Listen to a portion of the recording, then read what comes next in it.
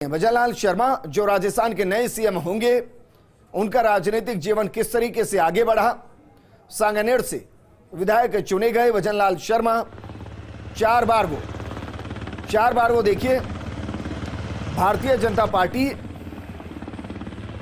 के साथ एक लंबे दौर की सियासत उन्होंने की है। सांगानेर से विधायक का चुनाव उन्होंने लड़ा और न सिर्फ चुनाव लड़ा बल्कि उन्होंने चुनाव को जीता भी।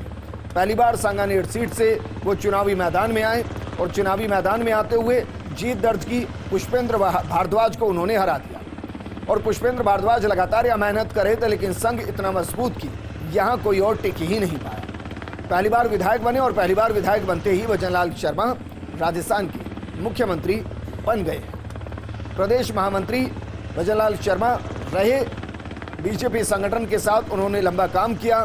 भरतपुर के निवासी हैं, ब्राह्मण चेहरे हैं, शांत हैं, सौम्य हैं, बीजेपी की रीति नीति को समझते हैं, पार्टी विचारधारा के साथ होते हैं, सौम्य हैं, मिलनसार हैं। और ये दरअसल उनके अंदर की वो छवि है, वो उनका एक व्यक्तित्व है जिससे आरएसएस भी प्रभावित रहा, क्योंकि उनकी भी पृष्ठभूमि आरएसएस रही है।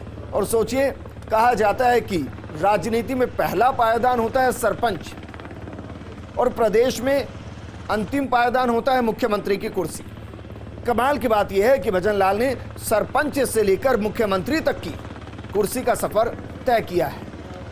2005 में वो सरपंच बने। 2005 से 10 तक अटारी ग्राम पंचायत के वो सरपंच रहे हैं। नदबई तहसील के अटारी गांव के निवासी हैं भजनलाल और आज अटारी गांव के अंदर यकीन मानिए जश्न का माहौल है। एक ऐसा जश्न जो अभी कई दिनों तक रुकने वाला, थमने वाला नहीं है, क्योंकि उस गांव का हर एक बच्चा, हर एक व्यक्ति खुद को मुख्यमंत्री समझ रहा। वहीं देखिए, ये एक वो ट्रिनिटी है जो बता रही है कि किस तरीके से सोशल इंजीनियरिंग की गई है। इसमें देखिए, सबसे पहले मुख्यमंत्री भजनलाल शर्मा ब्राह्मण, फिर देखिए दिया कुमारी जो राजपूत हैं, महिला हैं, राज परिवार से हैं। कई समीकरणों को एक साथ साथ दिया गया। तीसरा नाम देखिए प्रेमचंद बैरवा जो दलित हैं। और एक इस पूरी हायरार्की को आप देखेंगे तो इन तीन चेहरों के जरिए ब्राह्मण को साधा गया, कार्यकर्ता को साधा गया, भरतपुर बेल्ट को साधा गया, जयपुर को साधा गया, महिला वोटर्स को साधने की कोशिश, राज परिवार को साधने की कोशिश, राजपूत वोटर को साधने की कोशिश, इसके अलावा देखिए दलित वोटों को साधने की कोशिश। और जब इन पूरे समीकरणों को आप एक साथ कर देंगे तो आपको एहसास होगा कि अकेले राजस्थान में इससे जुड़ती हुई 25 में से 14 से 15 सीटें हैं जो सीधी प्रभावित होती हैं।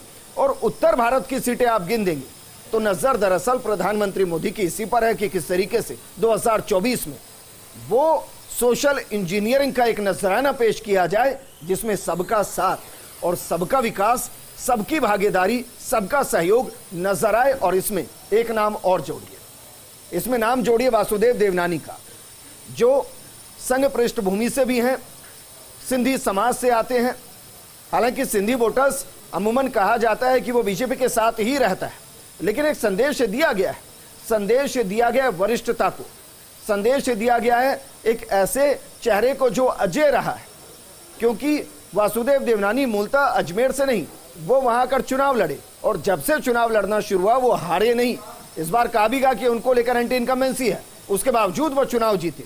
और ये एक ऐसी सोशल इंजीनियरिंग जो बीजेपी ने इस अंदाज में की कि इसका संदेश पूरे उत्तर भारत की पट्टी में जाता हुआ दिखाई देगा।